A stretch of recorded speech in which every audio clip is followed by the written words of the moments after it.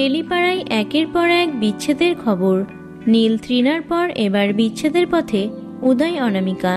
কিন্তু কেন এমন সিদ্ধান্ত নিলেন তারা?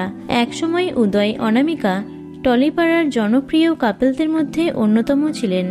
তবে অনামিকা নয়, উদয়ের প্রথম ভালোবাসা ছিলেন সৃজিতা মুখোপাধ্যায়। তবে তিনি ইন্ডাস্ট্রির কেউ ছিলেন না। স্কুল জীবন থেকে তাদের পরিচিতি ছিল, এমনকি তাদের বিয়েও ঠিক হয়ে গেছিল। কিন্তু তারপরেও সবকিছু ভেঙে যায়। কারণ হিসেবে সামনে এসেছিল অনামিকার নাম। শোনা গেছিল উদয় সৃজিতার মাঝে সেই সময় অনামিকা এসে পড়ায় তাদের সম্পর্কে ভাঙন ধরেছিল। তারপর তো উদয় অনামিকার প্রেমের খবর প্রকাশ্যে আসে। প্রথম থেকেই তারা প্রেম নিয়ে কোনো রকম লুকোছাপা করেননি। এরপর 2023 সালে আইনি বিয়ে সেরেছিলেন দুজনে। প্রায় 2 বছর হয়ে গেল তাদের দাম্পত্য জীবনের। বেশ সুখেই সংসার করছিলেন তারা। উদয় অনামিকা টলিপাড়ার হ্যাপি ম্যারিড কাপল হিসেবেই পরিচিত ছিলেন। তবে হঠাৎ কি হলো? দীর্ঘদিন ধরেই অনামিকার হাতে কোনো কাজ ছিল না।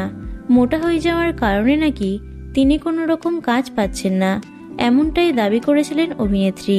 এদিকে উদয়ের জনপ্রিয়তা এখন তুঙ্গে। উদয়ের এই বাড়তি জনপ্রিয়তায় কি তাহলে কাল হলো? বর্তমানে সম্পর্কে টানাপোড়েন ধরা পড়ে সোশ্যাল মিডিয়ায় চোখ রাখলেই। প্রথমে ছবি মুছে ফেলা থেকে আনফলো, এমনটাই করে থাকেন তারকারা। অভিনেত্রীও তাই করলেন। আচমকাই সোশ্যাল মিডিয়া থেকে অনামিকা তার আর উদয়ের সমস্ত কাপল ছবি, এমনকি বিয়ের ছবিগুলিও ডিলিট করে দিয়েছেন। তারপর থেকেই এই জল্পনার সূত্রপাত। কিছুদিন আগেই একটি পোস্টে অভিনেত্রী নিজেকে একা বলে দাবি করেছিলেন। টেলিপাড়ার তারকাদের দাম্পত্যের ভিত যে কতটা নড়বড়ে তা ইতিমধ্যেই প্রমাণ পেয়েছেন সকলে। এখন উদয় বা অনামিকা কেউই এ বিষয়ে কোনো রকম মন্তব্য করেননি। তাহলে কি সামাজিক বিয়ের আগেই সম্পর্ক ভেঙে যাবে তাদের? এখন সেটাই দেখার। তো বন্ধুরা, ভিডিওটি এটুকুই। টলি দুনিয়ার অন্যান্য খবর পেতে চ্যানেলটি সাবস্ক্রাইব করতে পারো। ধন্যবাদ।